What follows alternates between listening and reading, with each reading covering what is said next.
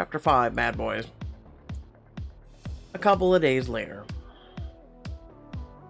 You and your squad are huddled in your room, planning how to confront Brad. Okay, walk me through it again, Stevie. How do you know Brad's going to be at the community center at exactly 5 p.m.? Well, there's some hokey, like, scared, straight workshop every kid fresh out of juvie has to attend. Brad will be there. Or his parole officer will have his ass thrown back in jail. It's that simple.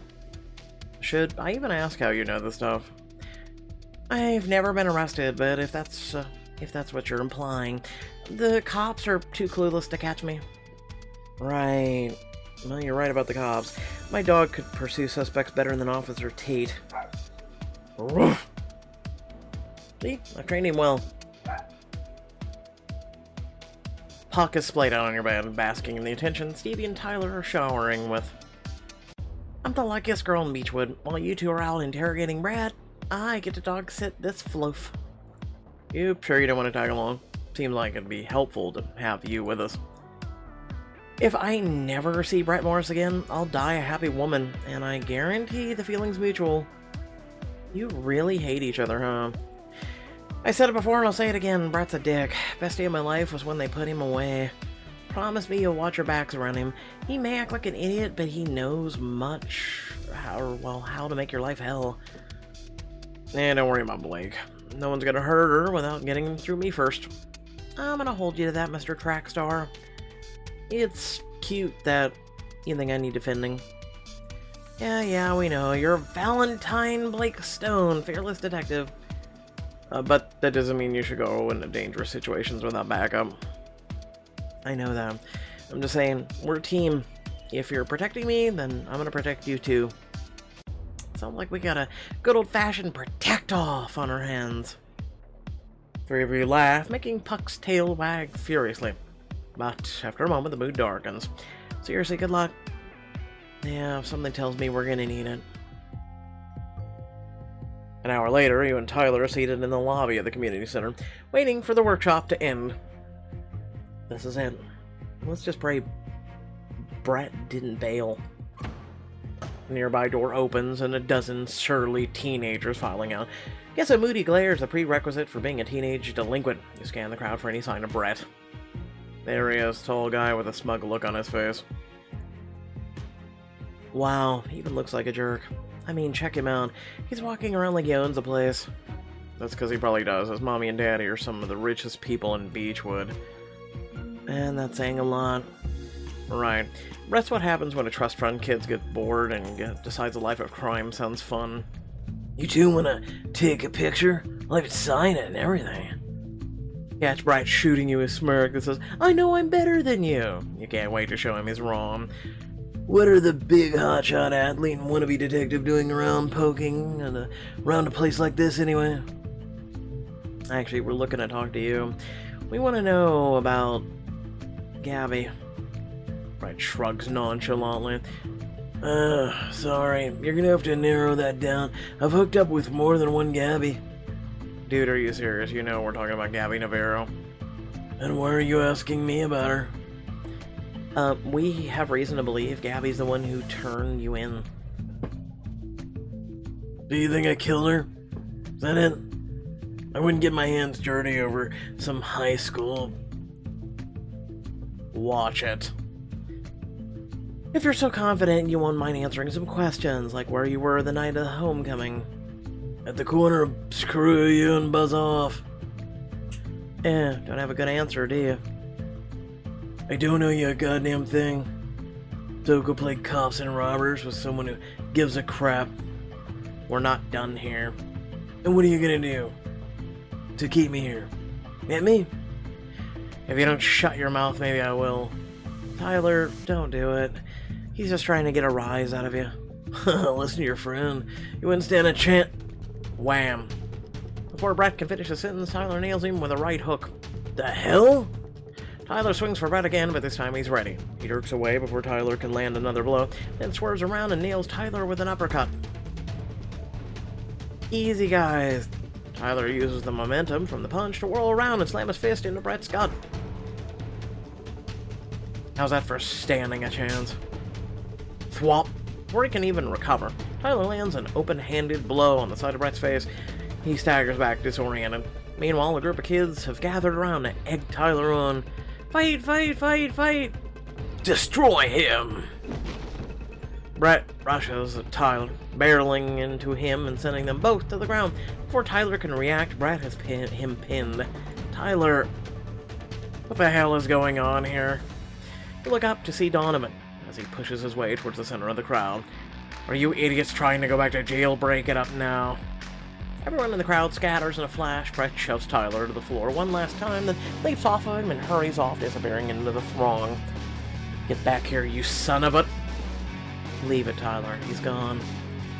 Tyler staggers to his feet, rubbing his sore spot on his jaw. You glance over at Donovan. Donovan, thanks for stepping in. Xavier, thanks. I didn't do it for you. If it weren't for the fact that I hate Brett more than anyone, I'd probably let him beat the crap out of you. What the hell is your problem? You really have to ask that. Why do you think I'm here in the first place? They do grief counseling at the community center. My sister died, Blake. And you're out here treating it like some kind of game. I swear that's not what this is. We just want to know who hurt Gabby. Is that why you snooped around her backpack? Went through her private things, tricked me into letting you? Just leave me and my family alone and let my sister rest in peace. With that, he storms out of the community center, slamming the door behind him. Well, guess that's one more bridge burnt. Sorry, Blake, for all that. Donovan's always hated me, but I didn't mean to drag you into it too. Just give me a second. I'm gonna go try and talk to him. You race outside to catch up with him before he makes it to his car parked down the street. Donovan, wait, let me explain. With a huff, he finally stops, turns around, arms folded. I already said when I want to talk. Don't want to talk to you. I know. And if you never want to see me after this, that's fine. But at least let me tell you what we're doing first. What's there to tell? You're using Abby's death as some excuse to play detective. That's not what this is. Look, I get it. You're hurting. You know no one could possibly know how you feel. No, you don't know how I feel. Neither of you have any idea what my family's going through. It's like a piece of you was ripped out of your chest, like you lost the only person who will ever understand you. Like, no matter how many bright little spots there are on your day, your world will always be a little darker. His scowl fades into a look of genuine concern. You feel tears welling up in your eyes and look away so he can't see them. Before you moved here, my sister Perdita disappeared. Everyone thinks she's dead, but we never found out what happened to her. Blake, I had no idea. Well, maybe that's because you don't pay attention. I'm sorry about your sister. I know that this is the hardest thing you've ever gone through, and probably the hardest thing you ever will. By all means, feel sorry for yourself, but you're not the one and the only one who suffered. Stop pretending you are. I'm sorry, Blake. I wouldn't have... If I'd known... Is that why you're so interested in my sister's case? Because you've never solved Perdita's?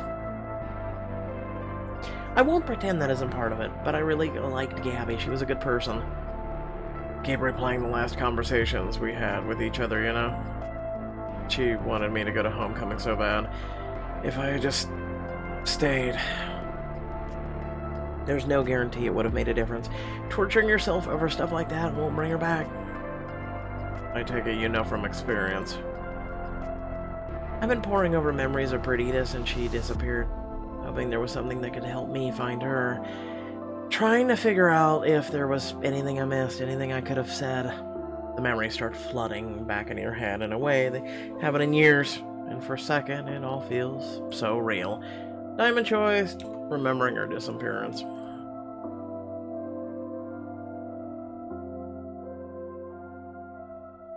One week before her disappearance. You're climbing the stairs to go to your room when something makes you pause, the sound of raised voices behind her door. Don't pretend you have my best interest in mind here, Jeremy. Am I not allowed to care about you? The polite thing would be to keep walking. I'll pretend I need to ask something. Creep closer, hovering just outside the room. Through a crack in the door, you see her arguing with Jeremy. I just think you're getting too deep. Jeremy, I can't stop now. The pieces are starting to come together. I need to get into that hospital. What you need is some perspective. You only want to stop me from pursuing this case when it brought up your own family's dirty laundry. That had nothing to do with it, and you prove that. But you don't have any proof of this so-called corruption, do you? It's called a cover-up. Tate knew about it, and if you're done listening to me, I'm done trying to help. Now's your moment. You back up a few feet and purposely step on a creaky step on the hall floorboard to make your approach known. Help, is someone there? You knock on Perdita's door. Hey, Dita, can you help me with... Oh, sorry, I didn't realize you were hanging out with Jeremy. Were you eavesdropping? Jeremy, chill, she's my sister. She lives here too. But were you? I heard it all. Like, what happened to personal privacy? If you didn't want to be overheard, you should have lowered your voices or gone somewhere actually private. The point is, it sounds like you're getting up to something dangerous. Are you okay? Perdita sighs, and Jeremy studiously avoids eye contact with both of you. You weren't supposed to hear that stuff. Perdita, keep her baby sister out of this, and you keep out of it too. Jeremy, what is it? Maybe I can help. And then you'd solve the case and it'd be over, and then Jeremy and I wouldn't have to worry about you. Oh, it's definitely not what I was going for. Oh, Blake. You're a great budding a detective, but I got this one handled. She tries to pinch your cheek and you dodge away, but she catches you in a hug. Hey, I love you. Just trust me, okay? I know what I'm doing. The night of her disappearance. You know, if Mom and Dad find out you're snuck out, you're gonna be in big trouble. How about we make a deal, then? In the present, you close your eyes, remember your pinky promise laced with finality and hindsight. Bye, Blake. Love you. 8 hours after her disappearance. Blake, wake up! You roll over, bleary-eyed and disoriented. You fell asleep in your clothing, waiting up for Perdita. Is she home? Blake, are you awake? It's important. Blinking against the light, you roll over to see your mother, more terrified than you thought possible. Mom, what's going on? Perdita's gone. Her bed was empty this morning and her cell phone's sitting on her dresser. She didn't come back? Your mother's looked... Blake, be honest with me. I promise you won't get in any trouble. Do you know anything about where she might be? I know she snuck out last night.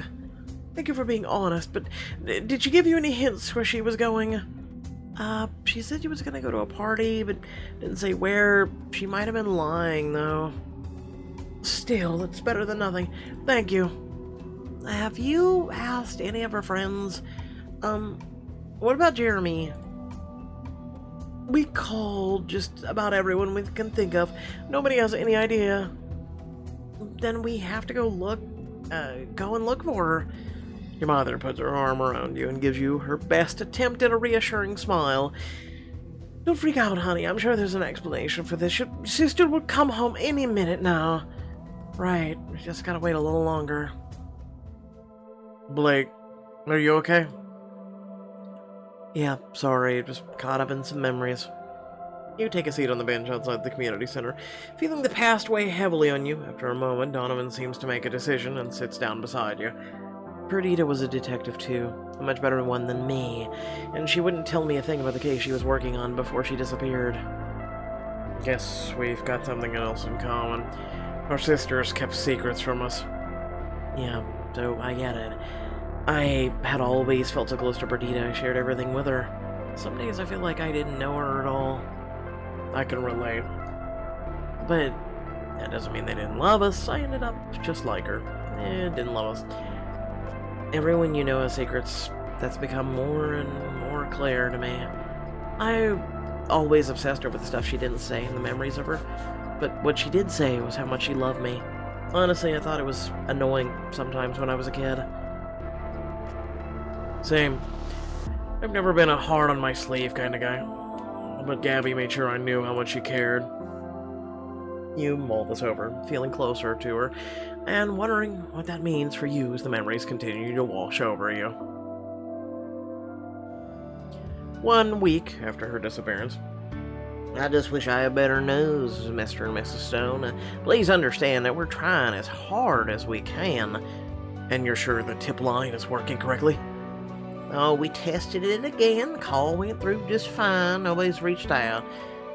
I'm telling you, it's gotta be Jeremy. They were working on a case together, and now he's acting like he knows nothing. And we've searched his house, we reviewed the phone records, the internet activity, interviewed those close to him, and interrogated him twice. Absolutely nothing came up, so be careful slinging around accusations around, kidda. Don't call me that. You'll keep looking, right? Oh, we will, but I don't want to get your hopes up. With every day that passes, the chances of finding her alive decrease dramatically. At this point, statistically speaking, there's a 50-50 chance that all we'll find is a body, not a girl, and those odds only get worse. Wow. What a great optimistic man. Your heart sinks 50-50 chances, and worse by the day, your mother squeezes your hand. Don't let him scare you. There's still a chance she's alive, and she's street smart. She knows how to handle trouble. You smiled weakly. You're right. She's out there. She's tough. 2 months after the disappearance, you're leaving school late after a meeting with a teacher when you spot one of the "Have you seen me" flyers you put up sitting on the ground. You hurry over to the nearest bulletin board to put it back up when you see a couple of students tearing them all down. Hey, stop! We need to find my sister. They're taking up too much room on the bulletin boards. We need space to put up information about the winner 1X. These need to stay up so people know to look for my sister. But the principal told us to take them down. They need to stay up until she's found. They've been up for, forever. It's only been 9 weeks. If nobody's seen her by now. But plus, it's really creepy having pictures of a dead girl hanging up all over the place. She's not dead. I meant just, let's go before she goes crying that we're bullying her or something. Wow. Kids. The 2 kids hurry away. Once they're gone, you grab as many of the posters out of the trash as you can and stick them back up. You're not dead, you can't be.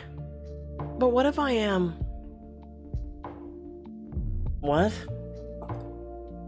You move from memory to imagining, hearing her in your mind as she's actually speaking to you. What if you never see me again? Don't say that. Oh, Blake, you're still not holding out hope, are you? Of course I am. They're gonna find you. And you're sure of that? I have to be. I can't give up on you. I get it. You feel like you betray me by letting go. Why couldn't the cops find you? They're useless, or worse, they probably covered it up. In your imagination, she just stares at you impassively. Of course, she doesn't have the answers, and this never happened.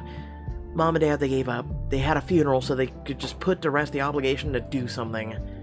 In your mind, you're no longer Blake Stone, T-detective, and all-around badass. You're just the scared kid who wants her sister back. Is that who you're mad at? You stare down, tears pricking at your eyes. You had the chance to walk away. You could have let it go.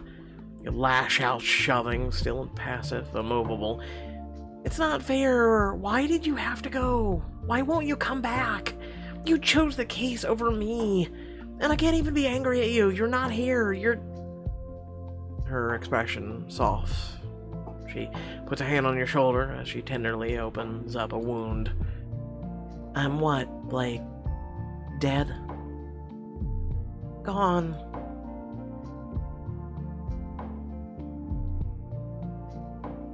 So, do you think her case had something to do with her disappearance? You blink and snap out of it to reply to Donovan. I was convinced of it then and when I was younger, but the police couldn't find a single lead, no matter how hard they looked. At this point, it's almost easier to assume she died in a freak accident. When you showed up my doorstep, I was so determined to believe that Gabby's death was just a mistake. I was starting to realize that maybe that this was just a way for me to keep running away from it all. But accident or no, she's still gone. And there's so much and there's no outrunning how much that hurts. You're not. The truth is, it sucks. Sometimes even painful memories have joy hidden in them. You don't have to face it alone. You've got your grief counselor, parents, friends, and me. If you're cool with that, anyway. I'm here if you need anyone. I'd like that a lot, actually. You're the first person who's even come close to understanding. Never thought I'd be saying that to you, but here we are. Stranger things have happened. Yeah, it was a good show. The way it was. Lil. I'm always here to talk, don't forget it. Thanks. And likewise. Speaking of which, we may or may not have a talk at the end of this video. You share a small smile, and you see clearly as his eyes dim and the smile falters. Is it always gonna feel like this? It shifts. One day you'll even be able to put it away for a little while. Be patient with yourself. I'm trying. I don't want to assume too much, but it sounds like things with your sister are still hard. They are, but it's nice having someone to talk about. So you genuinely believe Gabby was murdered? I do. I was with her most of the night, and her autopsy report doesn't add up. She was injected in her right arm with a near medical precision, but she's right-handed. Exactly, and it only gets weirder from there. You quickly summarize some of the clues that you've uncovered in the past couple of weeks, from Gabby and Steve's fake ID business to the fact she and Tyler weren't really dating. So I was right about him. He didn't love Gabby. Just because they weren't a couple doesn't mean he didn't love her, just in a different way. A fake relationship and a legal side hustle, none of this sounds like something my sister would do. Donovan stands up from the bench and starts pacing, understandably. It's hard to learn your sister had a side you never knew sitting down. I swear I'm not making any of this up. You can see the evidence for yourself. It's like she was living and leading a double life. She was leading a double life. We're pretty sure that's what got her killed, but I just don't know how it all fits together. You need someone on the inside to help you out, someone like me. You're gonna help us?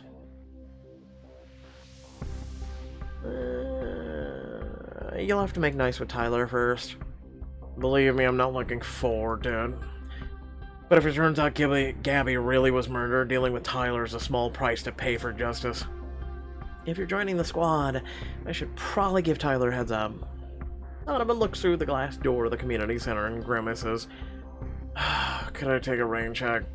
Looks like Tyler's about to get himself into another fight, and I'm not breaking it up again. You're kidding. Unfortunately, he's not. You appear in the lobby, and lo and behold, Tyler's flanked by two teenage guys, and things are looking tense. He seems to be the Beechwoods boys' favorite target. You give Donovan a pointed look, and he rolls his eyes. It's not like that with me and him. I just had suspicions about his relationship with Gabby, that's all. Anyway, now's not looking like the best time for a heart-to-heart. Give me a shout sometime when he's not going all Rocky Balboa. Definitely. I'll add you to the group chat and we'll figure something out. With a wave that looks more like a salute, Donovan stuffs his hands in his pockets and saunters back towards the car. As soon as you enter the community center again, the boys' voices fill the room. You still don't know what the hell you're talking about, piss off. Why don't you piss off, coward? Just like you did last spring. You want to say that again? You're outnumbered, idiot. Unless you're looking to get your ass beat. You size up the situation, vaguely recognizing the boys as members of the Southridge track team, bitter rivals of the Beechwood High, despite the fact that they're famously outmatched. Who would have thought runners would be so aggro? Oh, listen. They were very aggro. I was in track and field. Yeah, no, very aggro. He's not gonna fight us. He's too much of a coward. Apparently, running only releases endorphins, not aggression. That's it, I warned you. Here we go again. Tyler grits his teeth and his hands ball up into fists. Stand up for Tyler, diamond choice. Defend Tyler and demand some answers.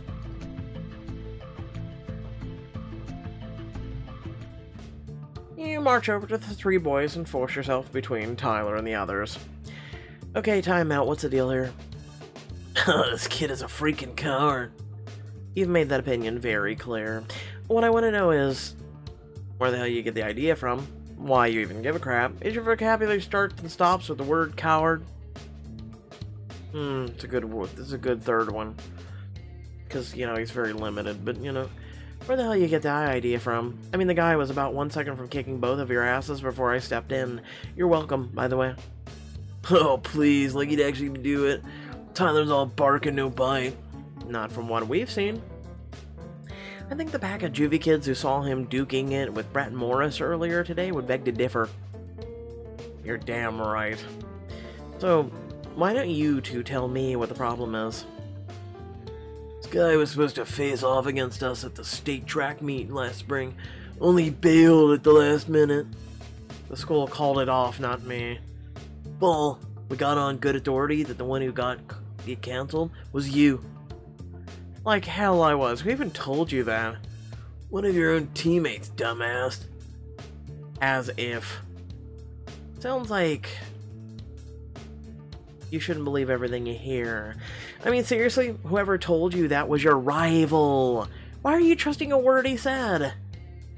'Cause, yeah, I hate people like this. Oh, listen, I was told something, and, like, I should just believe it. Like, I hate these people. These people are the bane of society. Like, I'm serious. They siphon and suck in oxygen that is deeply needed by many people every single day. It's never too late. Or maybe you're the real cowards here. You don't know us.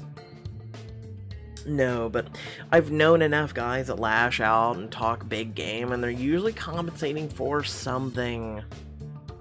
Who the hell are you anyway? A woman who just handed both of you your ass. I'm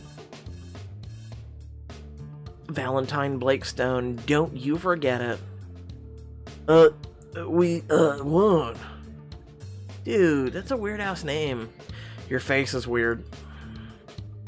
And you have a weird-ass face. God damn it! But if you want it to get even more messed up, by all means, continue. Alright, we're going. The two boys scurry away, and you look after them keenly, remembering what they said about the track meet. You look back to see Tyler looking at you with surprised admiration. Remind me not to get on your bad side. Guy like that, get on my last nerve. No, that was awesome. And kinda hot if I'm being honest. I just wouldn't want to be on the other end of it. Anyway, sorry for the trouble. Let's just get out of here before you find someone else to pick a fight with. Tyler follows you outside, scuffing his sneaker against the sidewalk with a leftover frustration. Tyler, you really need to watch your temper. I know, but it's tough. I don't want to just let guys like that walk all over me. The trick is to not take their bait. Make it clear you're above fighting them. If only that would get them to leave me alone. So, were you able to smooth things over with Donovan? Actually, he's agreed to join our investigation. Hang on. Don't Stevie and I get a say in this? No, not really. I know you two don't get along, but maybe this can be a fresh start. You said yourself that the two of you have barely spoken. Maybe you have more in common than you think. I hope not. The less rich emo boy and I have in common, the better. Just give him a chance. Calling him emo boy. Listen! I'm gonna smack the shit out of you. Emo lives matter too, and I love them. The girls are... I mean, what? It's quiet on the drive home. Way too quiet. Tyler seems uneasy, finally clearing his throat just to make some noise. What if Brett really did kill Gabby? I mean, what if I just looked her killer in the eyes. And you let him get away and beat your ass. If Brett did, we'll make sure he's held accountable. But Tyler, you told me once you'd share if you thought your history with Gabby was relevant to the case. I think it might be. What do I have to do with Brett? I'm just saying, those guys were jerks, but was what they said, were they saying true? They're bullies. I'm not arguing that. What I'm saying is, you have enemies, you have secrets, and you had to have some reason to go along with Gabby's plan. I think...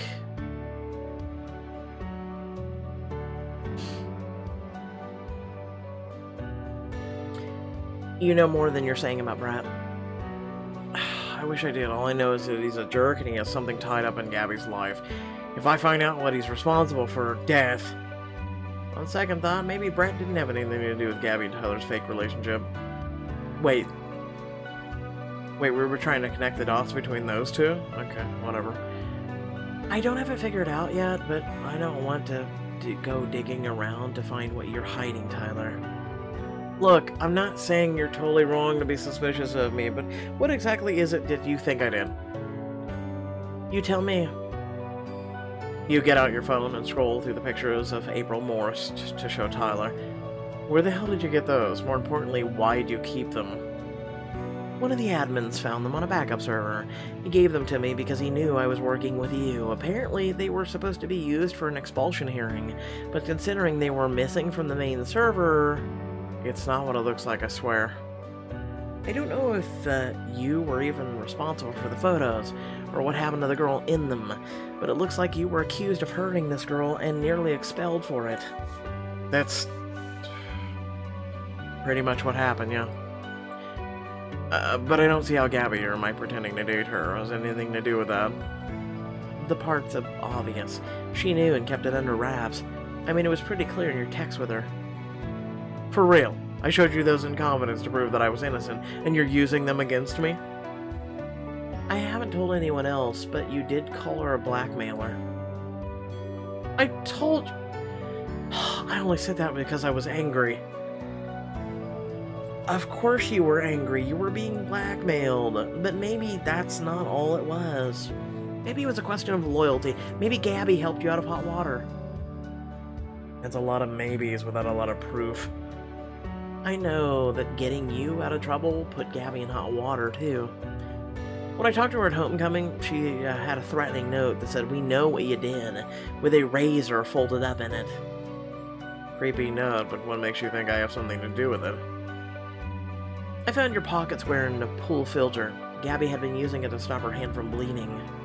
So clearly you knew about the cut, and I can only assume the razor that caused it. So, what did Gabby do then? I know for a fact that she was the one who deleted those photos off the main server, so that's one thing. But I doubt that was all. She was a student council president and clearly had more than a few other social ties. It'd be easy for her to make you an offer you couldn't refuse. Like the Godfather, apparently, especially with so much at stake. I found these in your gym locker back when I thought you were the killer. Seriously, is there anywhere of mine, else of mine that you haven't broken into that I should know about? Because this is getting creepy. I'm a detective, you idiot! Wait, were you the one who left me the note? That was weird, but it saved my ass. I totally caught some of the guys trying to break into my locker. Yeah, they were trying to plant weed on you to get you off the team. Oh, well, it figures. Point is, it looks like you've got some highly competitive schools interested in you. But if something had happened, they'd forget you existed. He pulls over to the side of the road and stops the car. You aren't totally wrong. But there are a few things you missed. Just don't repeat this, okay? I won't, promise. Last spring, the track team and I were doing the initial initiation thing for the freshmen. Not anything mean or embarrassing, just... I was supposed to show up in a scary costume, jump out, take a photo of the scared freshman, then we'd all laugh about it later. That sounds pretty funny. It was supposed to be. The school didn't think so. They can't have seriously considered that hazing. They did, but that's not what I almost got expelled for. It turns out one of the freshman girls, April, has epilepsy.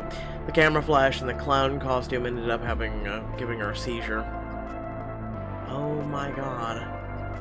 I had no idea, and then the camera was on auto, so it just kept shooting. It was awful. Like, she ended up in the hospital and everything. And they put all the blame on you? I wasn't even the one who planned it, the senior guys were.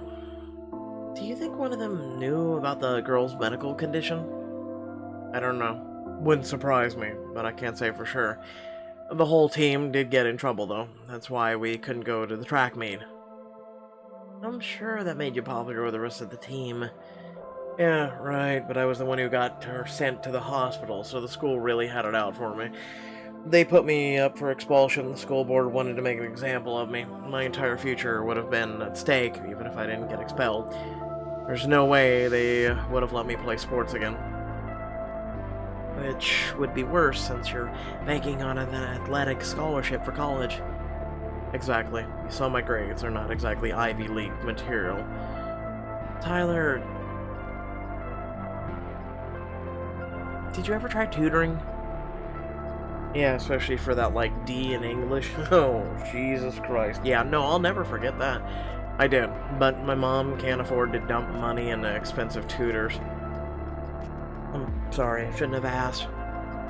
There's no way I'm gonna get any sort of scholarship for my grades. Athletics are all I've got.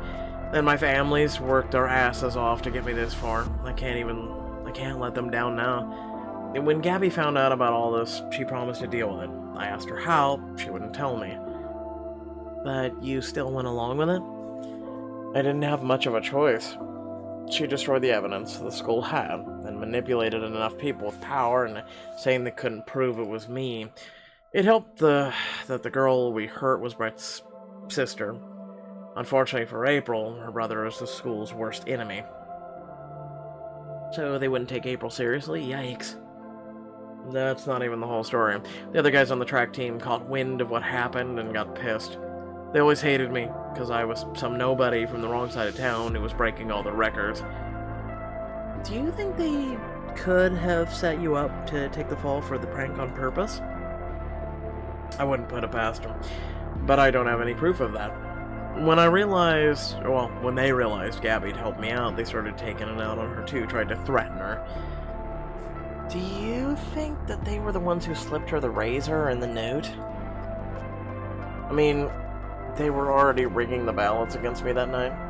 But she's got so many secrets, it could be anyone. So yeah, when Gabby came to me a few weeks later, asking me to pretend to be her boyfriend, of course I said yes. I didn't even think of the word blackmail for most of our relationship. What changed? Nothing. And that was the problem. I started asking for answers. Gabby didn't like that. Whenever I'd piss her off too much, she'd remind me that I owed her. I don't know if she actually would have ratted me out, but she seemed so set on keeping things a secret, I didn't want to test it.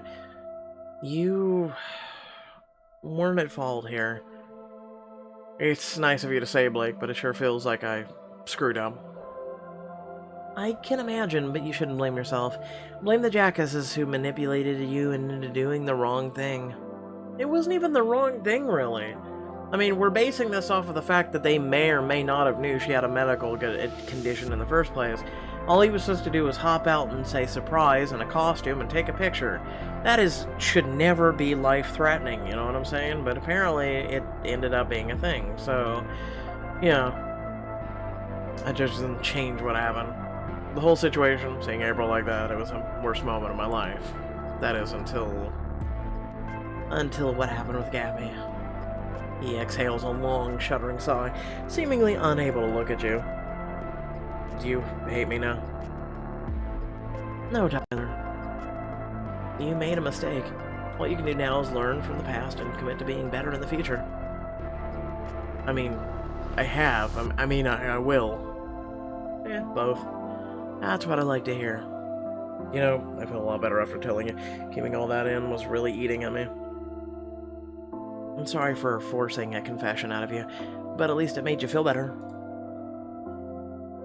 I'm just relieved that you don't hate me, because honestly, I really like you. Oh, isn't that sweet? He glances over and smiles at you, his dark eyes warm in the fading light. You lean over in your seat and put your arms around him. He leans into your embrace, holding you a little tighter than expected. Thanks, I needed that. He exhales, squares his shoulders, and starts the car, noticeably more cheerful than he was a second ago. Not a bad day, considering I got socked in the gut a few times. Laughing, the two of you make your way down the road back home. The next day at lunch, you're eating alone, once again. Ever since last week's incident, Millie hasn't even been speaking to you. At first, you don't mind. You're used to being alone, but it's been a week now, and you're starting to get concerned. Maybe it's time to make nice. You see Millie come into the cafeteria and wave at her. Hey, Millie, how's it been? Clearly, she's still angry at you. She doesn't even speak. Just gives you a dirty look before walking off to sit at another table. Nice going, Blake. You managed to piss off the nicest girl in school. And that should really send up a red flare, if you don't mind me saying. You're about to pull out a textbook to catch up on some studying when someone taps you on the shoulder. Is the seat taken? That seat? Yeah, it's for my invisible friend Pablo. He smirks. Yeah, well, how about the one on the other side? Or is that taken by your invisible friend Paula? No, that one's free. Paula's sick today with a case of non-existing itis. Donovan takes a seat and pulls out his lunch. More casserole? The pesto was a nice treat, but yeah, we're back to it. So, not that I don't appreciate the company, but what brings you here? I don't think I've seen you in the cafeteria before. I usually eat in the music room, but I wanted to talk to you. How about the investigation, I assume? Yeah, I was thinking, nobody's been in Gabby's room since homecoming. Would you and the others want to check it out tomorrow after school? With my supervision, of course. Donovan, that would be amazing. I'll have to check with Stevie and Tyler about schedules, but as for the search itself, I'm sure they'll all be for it. Who knows what kind of clues we might find in there. I think that's why we've been resisting going inside. We were scared about what we'd find. What we might find might help us get Gabby's killer. Alright then, I'll tell my parents that I've got some friends who are gonna go through it with me. Yeah, it'll be nice to see him again. I mentioned we were getting along now, and they were thrilled. I guess they took a liking now. There's no more, well, there's one more thing I wanted to ask you, but it's not about the case, if that's okay. So a couple of friends and I have a band, Head Over Hells, okay, and we have a gig tonight. He shoves his hands in his pockets and frowns. It's our first since Gabby. A friend was gonna sub in for me, but after yesterday I decided to, I'm up to playing again. It feels a little weird, you know? Like, who am I to get up on stage and keep living my life? That's what you should be doing. When she can't. Pretty much. I was thinking it might help to have someone there who knows what it's like. If you want to come, I can get you a free ticket. I won't speak to our own band's music quality, but the headliner's top notch. Diamond choice. Let's go.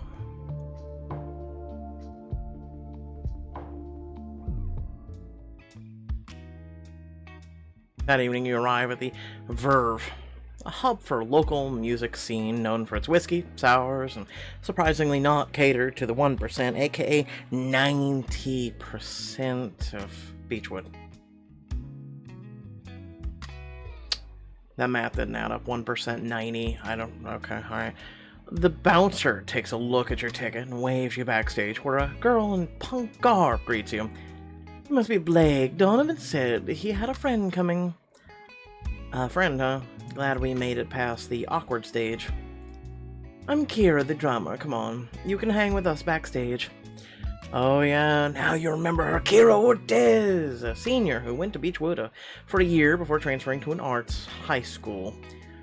Donovan will be back in a second. The guy at the keyboard is Rob. Blake and I have met before. How's that tattoo doing? Sore subject, I'll forgive you though, Blake, because you somehow really got through to Donovan. Well, seriously, Rob and I have been trying to talk to him, but it's not like we can relate. Thanks. I'm sure it means a lot that you're trying, though. Not everyone's gonna get it. It's still good to know people care. If he's anything like me, he's probably trying to push you away. Don't let him. There's no way he's getting rid of us. Yeah, Donovan likes, about 5 people, and I'm pretty sure 3 of them are in this room. We'll ride through the storm with him, whether he likes it or not. Looks like you guys are proving that I have good taste and high standards when it comes to friends. Oh, Donovan, I didn't see you'd come back. Want me to go away so you can keep talking about me? Ouch. We were just... I'm messing with you. I'm glad you're getting along with the band. These 2 guys are basically the reason I've made it through high school so far. Wow, high praise. Sorry to change the subject, but the stage manager needs our finalized set list. Does that mean you've decided? That's the problem. Blake, we're dedicating a song to Gabby tonight, but we're a little stuck on which one. What are your options? I thought the obvious choice would be Gone, which we originally wrote about a breakup, but the spirit of the missing someone is still there. But the Best of You and Me would be better to honor her life. And Secret Admirer was her favorite song of ours. What do you think? Can you break us out of our indecision, Blake? Secret Admirer. This isn't about us, life, or death. It's about Gabby. If she were here, I'm guessing Secret Admirer would be the one she'd request. No question. That settles it then. You should get back out there, Blake. The show's gonna start soon. You've got this, Donovan. Go out there and kick ass. You hurry out to the front house and join the crowd of excited fans. Before long, Donovan and his bandmates crowd onto the stage. Hello, everybody. Who's ready to hear some music? Yeah! This is usually the part where the frontman pretends he can't hear you and makes you scream 2 more times, but that's just stupid. So Rob, Kira, take it away. A 1, 2, 3. A 1, 2. The band launches into a high-energy rock number with a great beat. Oh god, I have to try singing. Hold on a second. Memory beckons, cracked pavement, cold collisions. Donovan's voice is high and earnest, with a nice bit of grit to it. I've dreamt of standing you underneath those neon lights. I've given up on this, it doesn't make any sense. I'm serious. Rob's backup vocals harmonize perfectly, and Kira's drum beat keeps the song going at a breakneck pace. You said no one about what current beat is going on right now. That's what I'm talking about. The first song ends all too quickly, and Donovan starts to speak again. Alright, so some of you may already know this, but a couple of weeks ago, my twin sister Gabby passed away. Sounds of shock and grief rippled through the crowd. Gabby was obviously a well-known entity here. She loved the band and made sure to come to all of our biggest gigs. It's killing me not to see her in the audience, but Gabby, if you can hear us tonight, this one's for you.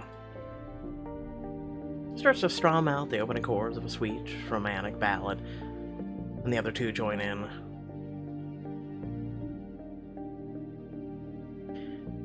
You showed your hand, I played the fool, and then I played you too. You can see why this is her favorite. Close your eyes and let the music wash over you. Gabby, if you're out there,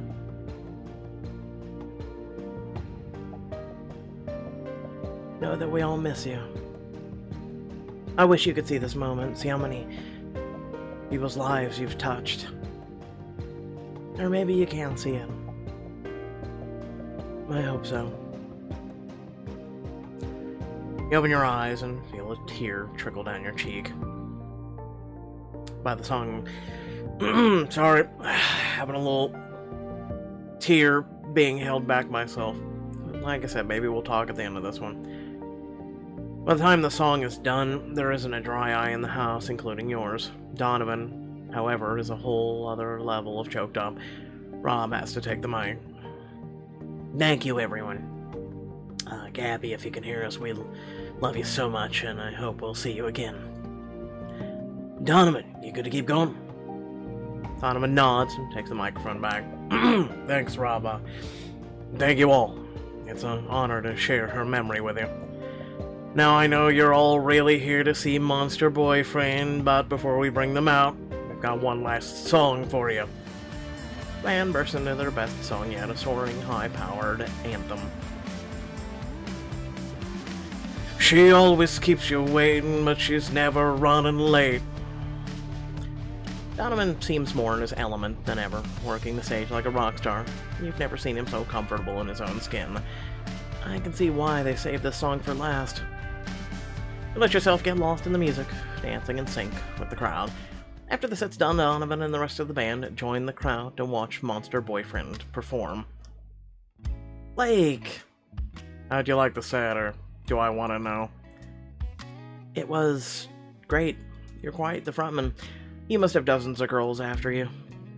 Girls, boys, the occupation, or the occasional non-binary groupie. Donovan coughs and looks away embarrassed. It's not really that many, and Kira and Rob have their admirers too. But I think it's safe to assume Blake is Team Donovan. I didn't say that. Okay, guys, give her a break. You know, I think it's high time we hit the dance floor. The four of you elbow your way up close to the front of the stage and start dancing while Monster Boyfriend plays. Kira and Rob quickly join the throng of people jumping up and down and screaming along with the pink mohawked frontman of Monster Boyfriend. Or front woman, excuse me. Woo!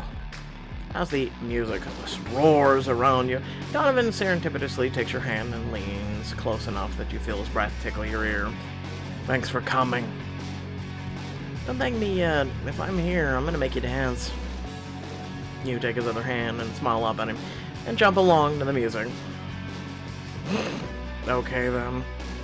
He spins you around, letting out a genuine, delighted laugh, and you don't imagine he's been doing a lot of laughing these days. You come out of the span and press yourself close to Donovan's chest for a brief moment before the two of you self-consciously separate. Rob and Kira each link their arms with yours, and Donovan's and pull you forward into a mass of happy, exhilarated concert-goers. Come on, I can't think of two people who need to let off more steam now. And for a while you do, losing yourself in the upbeat, sometimes angry, sometimes rebelliously optimistic music. You let go of the case, the grief, the pressure, and just dance. After the concert ends, you stay behind to help Head Over Hells pack up their instrument. Thanks again for inviting me to the show, Donovan. Of course, I hope you enjoyed yourself. Absolutely. The music was great, and it seems like you've got a nice little underground community here. I've always thought of you as a kind of a loner, but I guess you do have your people. I may not have a whole lot of friends the way Gabby did, but the ones I have are golden. Donovan... Am I one of your friends? Kira seems to think we're buddies, but I'm curious what you'd say. Kira's a very chatty person, I'll give her that. But I will say, I like you. Spending time with you tonight has been cool. Sounds like friendship to me, or at the very least, friendship adjacent. He opens up the backstage doors and pokes his head in. Okay, that's the last of the equipment. Let's head. Now, so that's my cue to leave. Hold up before you go. What kind of music do you listen to? I usually listen to alternative, pop, lo-fi, dreamcore, that kind of thing. I'm gonna go with all three, because I'm very much a music connoisseur, much like my coffee. But I guess I'll go with alternative, Killers, Green Day, White Stripes. Stevie's got me listening to the British punk band Skinny Girl Diet on repeat. Speaking of my language, have you listened to Jack White's new solo album? Like 20 times. Have you heard of Dorothy and the Kills?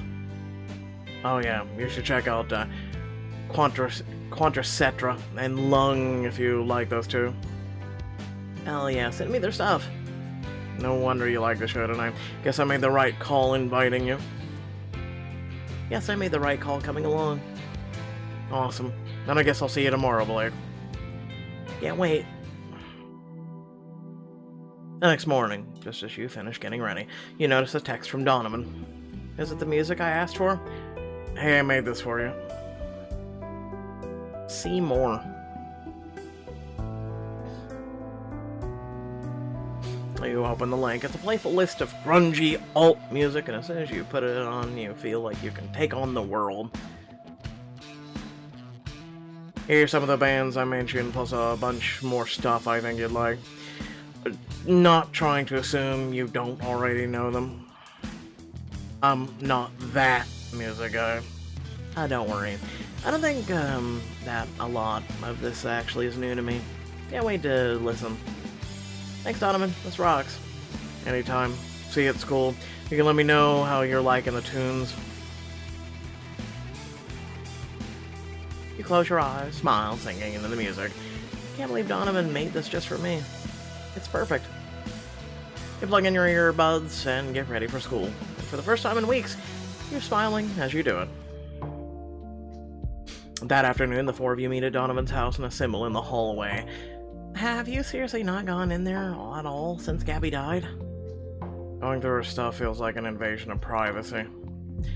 It was the same way with Perdita.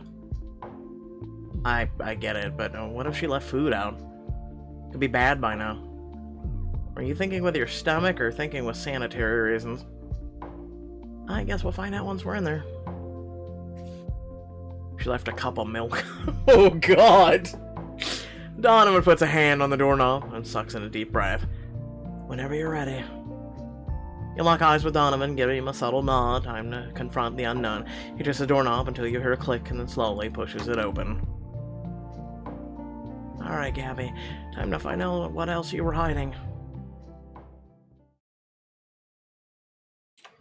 First and foremost, please remember to like and share the video. And share the channel. Also make sure to subscribe. It'd be great to have you as part of this community. And also check out some links down in the description below. Pretty much links to a bunch of cool stuff. And also ways to support the channel. So without the further ado, I will say the following. The pain of loss, right? Well, also I'm sorry about being a little late.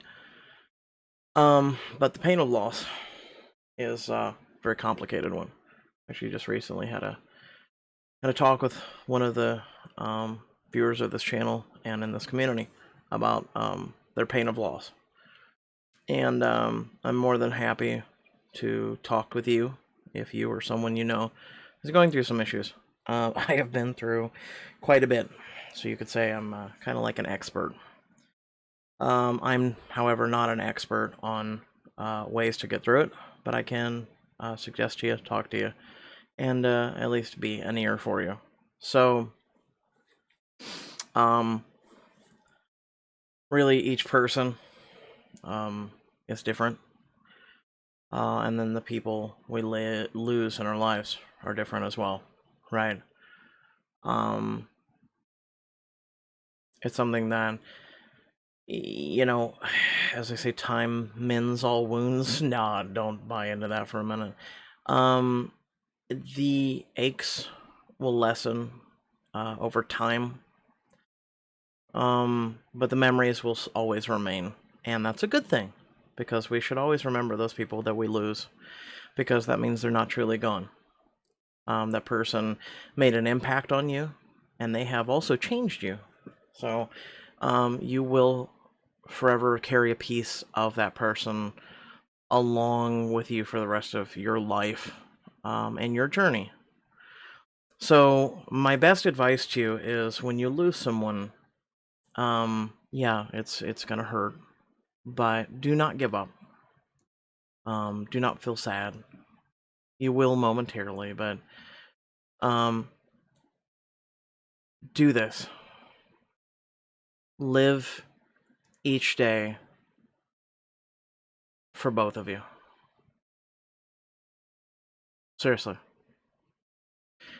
Do something nice for somebody, right? And even if you haven't lost someone, listen to this advice. Is do today better than yesterday and do tomorrow better than today.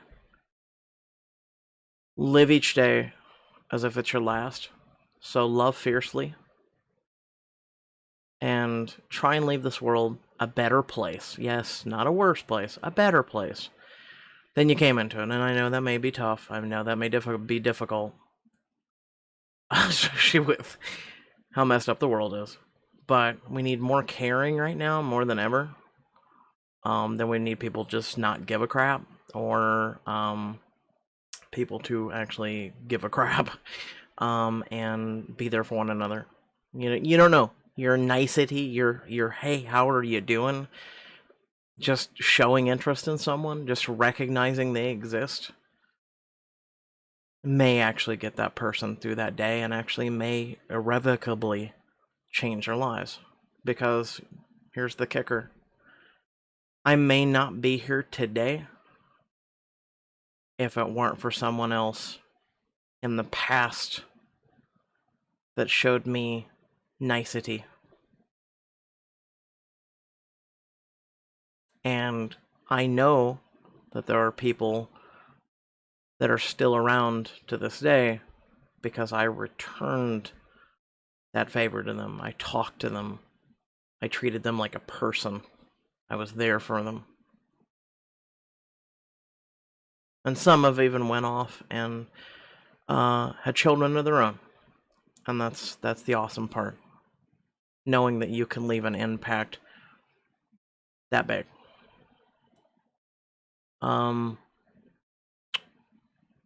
But that's all I'll say for now. So let's leave it lighthearted and nice. Let's go with that. Thanks again for watching. Love your beautiful faces. Catch y'all later. Peace out.